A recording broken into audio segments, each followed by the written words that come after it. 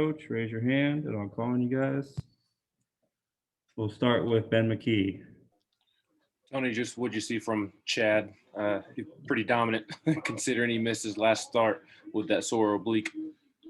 Yeah, I mean, my comment to the team was, he made some really good hitters, at times look completely off their game. And as you saw, as how the end of the game went, that wasn't them. It was more how Chad was throwing the ball. And, he's been good for us all year. So, I mean, sometimes a week off can refresh you a little bit, give you a clean start. He might have had a little bit of that, but really, I think he just kind of picked up where he left off. And it wasn't like there was a serious issue preventing him from throwing last week. So, however you want to look at it, the bottom line is he did what he typically does. He goes out there and competes and gets the guys to follow his lead. And when that goes on, we usually have a chance to win the game. And fortunately, tonight we finished it off with a win. All right, we'll go to Wes next and then Hayden. Yeah, Tony, there was, I guess you just sort of answered part of this a second ago, but with some of those, I think that's 6 home runs given up this week. Is that just something that's going to happen sometimes when you attack the strike zone against good hitters? Yeah, I think so. I mean, our theme is to make them hurt us with the bats. And for the most part, we've done that all year long. And, the ball was jumping a little bit in BP tonight, and then the wind died down. And, I don't know that it was carrying any extra special manner, but you saw some balls hit very well. We hit a couple balls the deepest part of the park, so they didn't go, but some balls were really well struck. And I think Charlotte's really doing a lot of good things with their program. Those coaches seem to be on point over there, and they've got some good players. But that left field, it's a launching pad over there. That's the easiest way to say it to you. So, there's a lot of things that factor in, and I don't care if it's by bunting or getting hit by a pitch or whatever. We just want to win, and today was a lot better than Tuesday. You have Ferguson hitting second on Tuesday, moving back down to eighth tonight. Is it good to see him hit 2 balls really hard? Yeah, and just different swings. I mean, it may sound a little bit crazy, but a foul ball on one of his 2-strike battle, I think it might have even been his last at bat, was even though he ended up striking out, was a swing that stuck out in my mind. Like that's his true swing. There's not any overthinking or doing anything crazy. It was his swing, and the results will come and go, but it's just encouraging to see him being athletic and using his best swing. When he does those 2 things, we'll be just fine. All right, we'll go to Josh next and then back to Ben.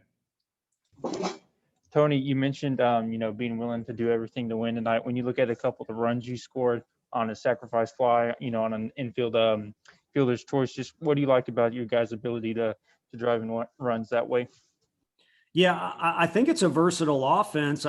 I think we got, a little caught up in the awe of seeing how well these guys can hit balls, all over the park. And, you think it might just be an extra base hit deal where you bang it around, but, that's a complacent thought by me as a coach and maybe even the rest of our staff.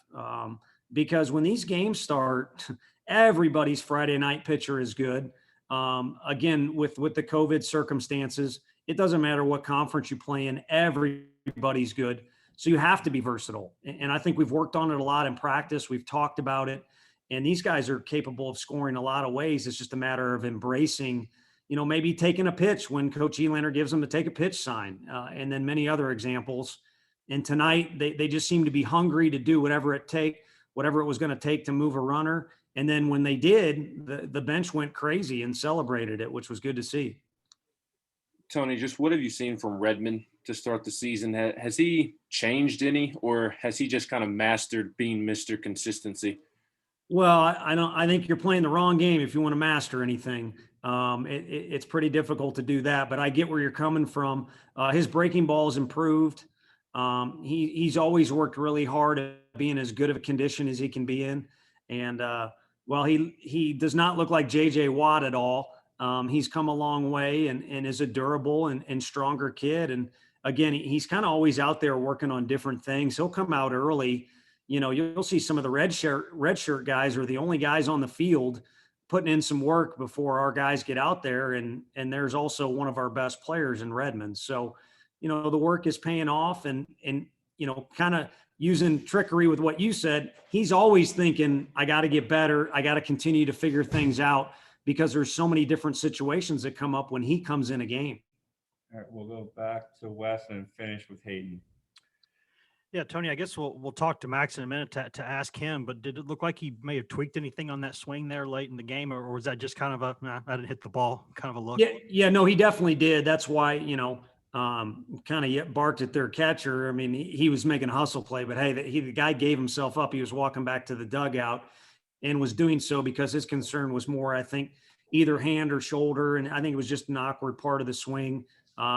We checked in with him to see if he was all right, and then also watched him or monitored him in the ninth. We had a guy ready to go in, Cortland Lawson, for defense if needed, and we didn't see fit. So I think just an awkward swing on a tough pitch from a guy that was, had pretty good stuff. So be good to go tomorrow. Have you been impressed with Connor's defense behind the plate so far? And does he kind of make the pitchers just pitch better, I guess?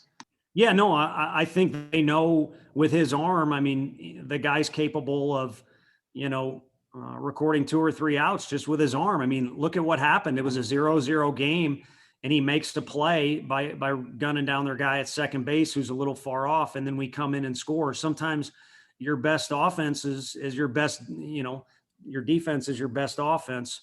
And that was the case there. And for him, we know we've always got good defense back there regardless of who's on the mound. But I think all the guys do trust him and recognize he's got a lot of experience under his belt. He's worked really hard at his craft, and he certainly helps them in their efforts out there. There's no question. Thanks, Coach. All right. Thank you, guys.